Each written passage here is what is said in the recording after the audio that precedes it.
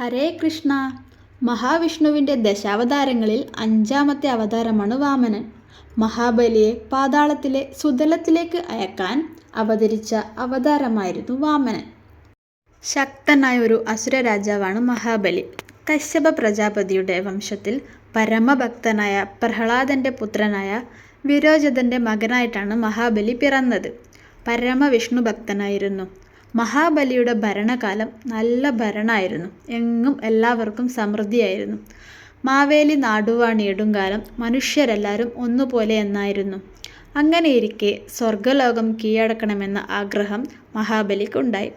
മഹാബലി സ്വർഗലോകം ആക്രമിക്കാനായി ചെല്ലുകയും ഇന്ദ്രാദി ദേവന്മാർ ദേവലോകം നഷ്ടപ്പെട്ട് വേഷപ്രച്ഛന്നരായി സഞ്ചരിക്കേണ്ടി വന്നു. ദേവന്മാരുടെ വിഷമം മനസ്സിലാക്കിയ ദേവമാതാവ്, ദേവേന്ദ്രൻ്റെ അമ്മ അതിഥി, ഭഗവാൻ മഹാവിഷ്ണുവിനെ കഠിന തപസ് ചെയ്ത് പ്രത്യക്ഷനാക്കി വരം ആവശ്യപ്പെട്ടു. തൻ്റെ ഭക്തനായ മഹാബലിയുടെ അഹങ്കാരം ശമിപ്പിക്കുന്നതിനും അതിഥി മാതാവിൻ്റെ ദുഃഖം അകറ്റുന്നതിനുമായി ഭഗവാൻ ചിങ്ങമാസത്തിലെ തിരുവോണനാളിൽ വാമനാവതാരം എടുത്തു.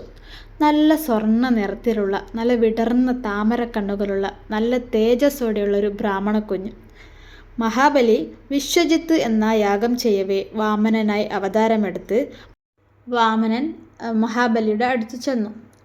വാമനമൂർത്തിയുടെ സൗന്ദര്യവും തേജസ്സും കണ്ട് മഹാബലി സ്വയം മറന്ന് വാമനനെ വിളിച്ച് ഇരിപ്പിടത്തിലിരുത്തി. കാലുകൾ കഴുകിച്ചു. ഇനി എന്താണ് വേണ്ടതെന്ന് ചോദിച്ചു. അപ്പോൾ വാമനൻ പറഞ്ഞു, ഞാനൊരു ബ്രാഹ്മണനാണ്. ഉള്ളത് കൊണ്ട് തൃപ്തനായി കഴിയുക എന്നതാണ് എൻ്റെ ലക്ഷ്യം.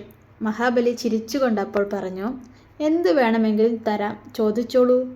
അപ്പോൾ വാമനൻ പറഞ്ഞു, നിർബന്ധിക്കുകയാണെങ്കിൽ 3 അടി മണ്ണ് മതി. അപ്പോൾ മഹാബലി വാമനന് മണ്ണളക്കാൻ അനുവാദം നൽകി. ആകാശം വരെ വളർന്ന വാമനൻ തൻ്റെ കാൽപാദം അളവുകോലാക്കി. ആദ്യത്തെ 2 അടിക്കു തന്നെ സ്വർഗവും ഭൂമിയും പാതാളവും അളന്നെടുത്തു. 3-മത്തെ അളക്കാൻ സ്ഥലമില്ലാതെയായി.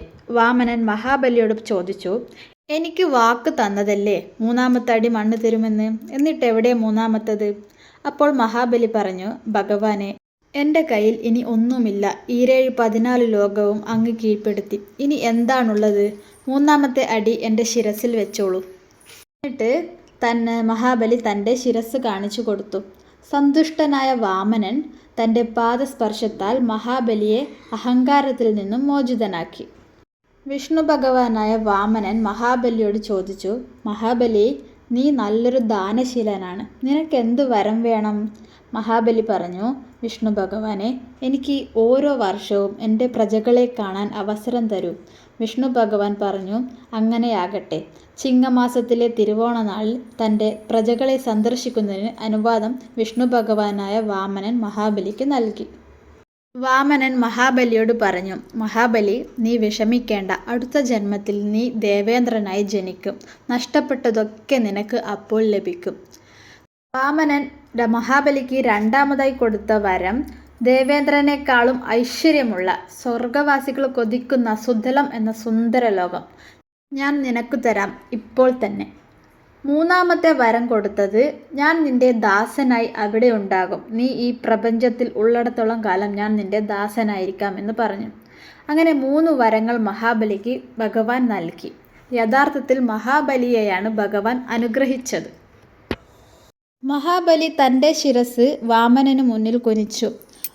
വാമനൻ 3-മത്തെ ചുവട് മഹാബലിയുടെ തലയിൽ വെച്ചു. മഹാബലി പാതാളത്തിലേക്ക് പോയി.